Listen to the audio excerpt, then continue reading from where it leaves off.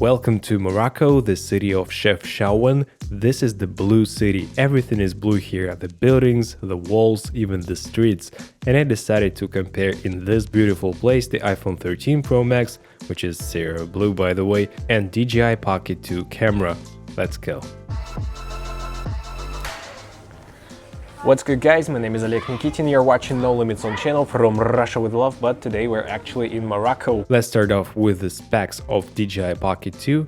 Here they are on the screen. It's a pretty compact and very convenient device, but it's full of great technology and I really enjoyed using it. And I'm sure you know the specs of iPhone 13 Pro Max. Let's start the comparison with 4K 30p on both cameras and standard color on DJI or normal color. We can straight away see the difference in colors. I do prefer the colors of DJI, but the biggest difference is the sharpening. It just grows on the iPhone. Please pay attention to which camera and settings I use both on iPhone and DJI. We'll talk about stabilization a little bit later, but you can straight away see that it's tough to hold the horizon leveled with the iPhone just in your hand. The dynamic range in standard color on DJI is lower than on the iPhone. Thanks to computational videography, we combine two shots in the iPhone with lower exposure and high exposure and get bigger dynamic range. And the difference in dynamic range in such conditions is pretty visible.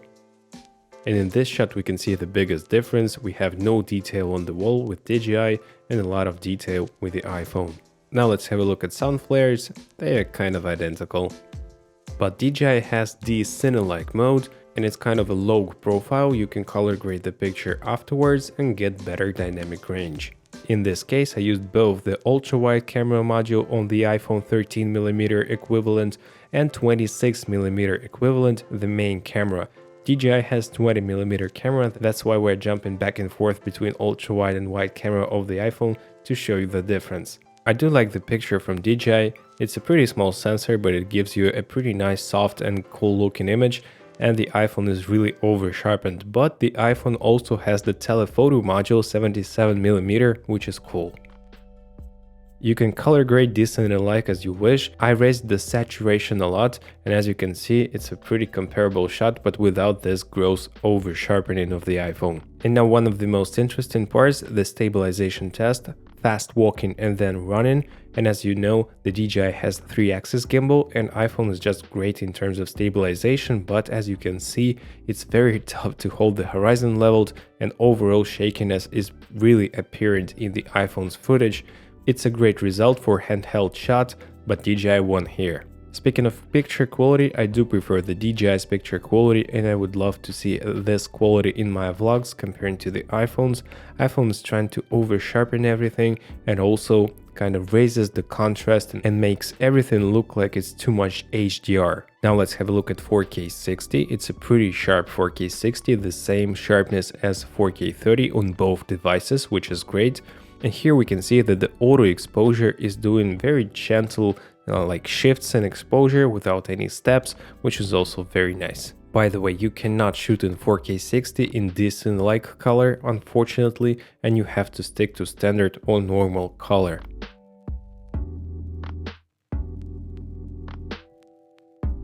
Also, DJI Pocket 2 has FPV mode, and I kind of faked the FPV with my hand with the iPhone.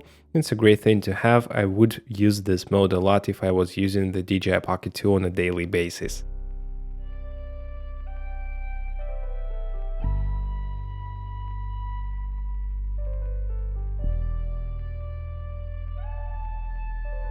And one more fast running test, I would prefer the DJI Pocket 2 stability for sure, but iPhone is doing not really bad.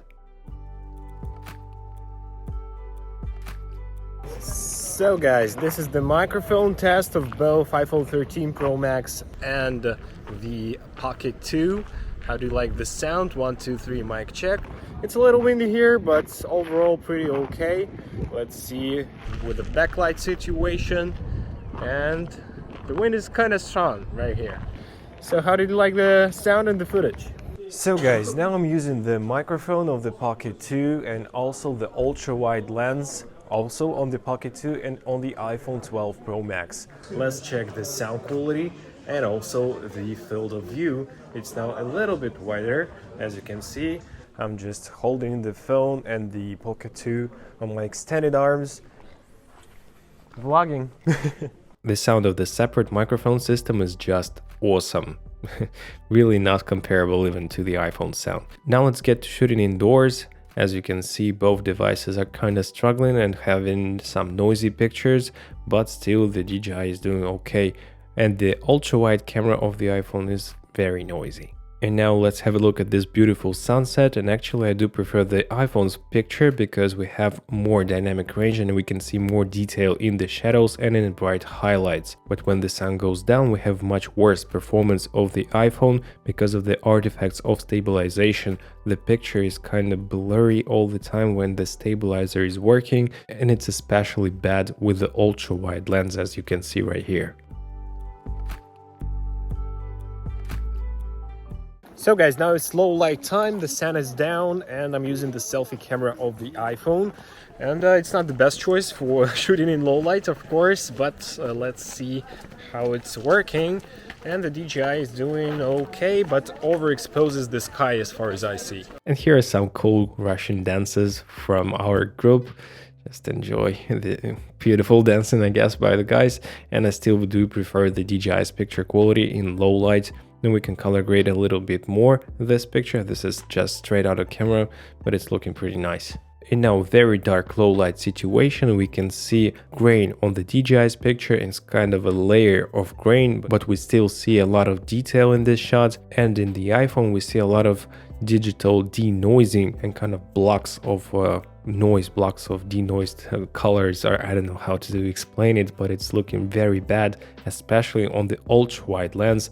The ultra wide lens is just the total denoised mess. For low light, use only the main lens.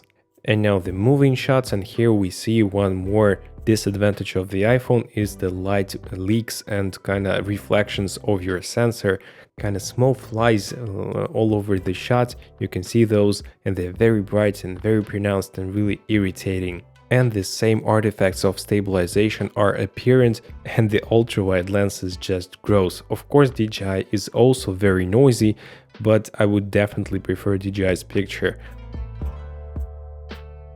Now let's have a look at slow motion. Probably DJI is a touch sharper, but I wouldn't use this slow motion on both cameras. It looks like 720p or even 480p, so it's not for me. Now the time lapses and hyperlapses in 1080p, both the ultra wide and the main camera of the iPhone are still over sharpened, which I don't like, and the DJI has built-in hyperlapse mode, which is cool, and the picture is looking pretty decent.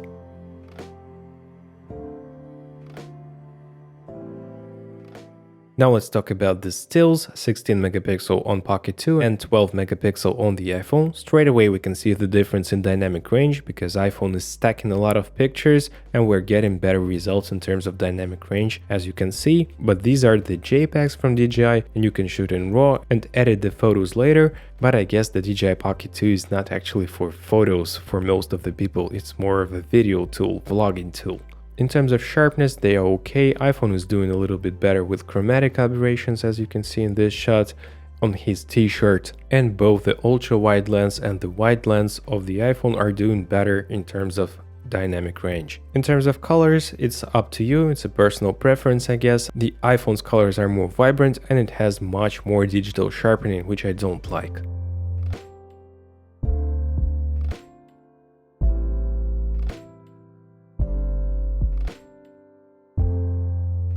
In low light, iPhone is doing a touch better, except for the flares from the light sources. I hate those flares. Please guys, do something with those. And as you can see, it suppresses the noise and adds sharpening and stacks a ton of pictures to get better results.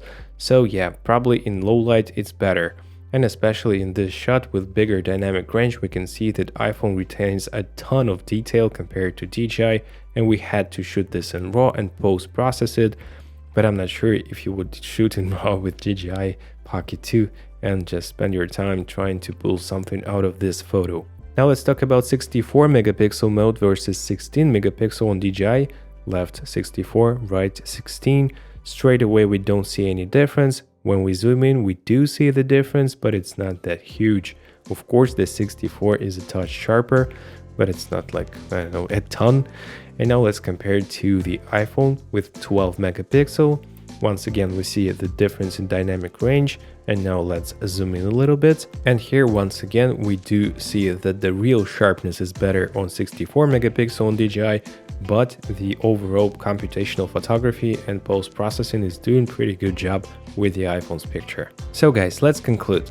The biggest concern with the Pocket 2 compared to the iPhone is that it's an additional piece of gear that you have to carry around and make sure that it's charged and learn how to work with it after all. But to be honest, it's a pretty intuitive and nice interface. iPhone is more convenient for fast-paced content, and I found myself pulling an iPhone from a Pocket to grab a shot, then a Pocket 2 from my other Pocket.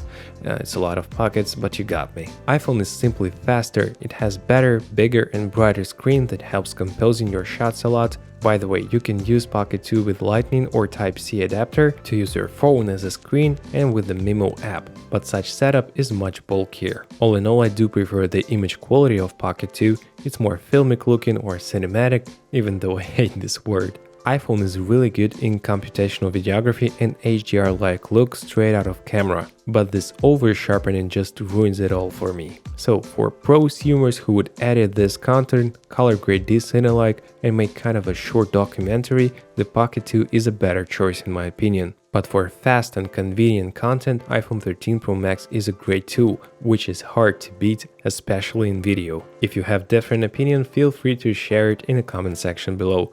Also, if you did enjoy this video, smash the like and subscribe buttons and the notifications bell.